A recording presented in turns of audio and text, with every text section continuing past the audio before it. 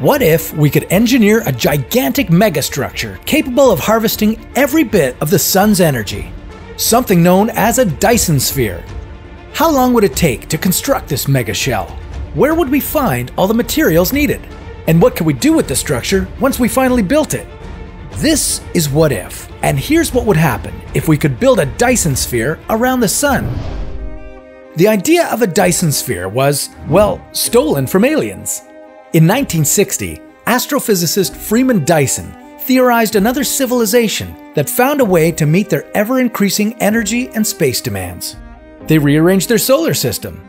This hypothetical advanced civilization built a hollow sphere around their own sun and provided themselves with an incredible amount of energy and habitable real estate. But what about us? How would we go about building this space-level structure? Theoretically, if we built a Dyson sphere, we'd have access to a colossal 400 septillion watts of solar energy.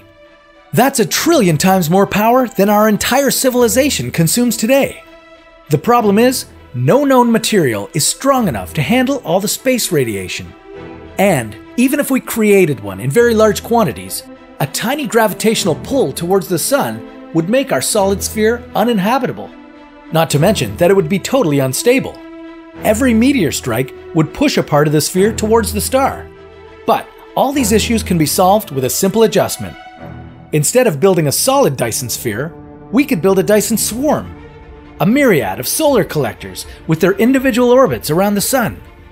Let's start with a small station, one that's able to provide the energy needed for this whole construction project. We'd begin on Mercury.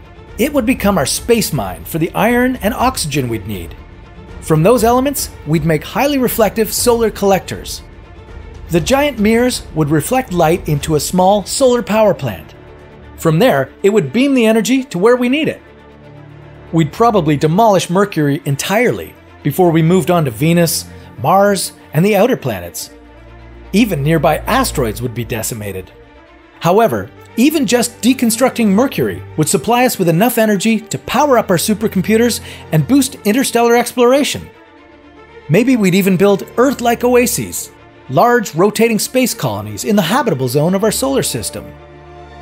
Maybe if we're lucky, we'd find other, more efficient sources of energy to help us master space travel, like artificially generated black holes.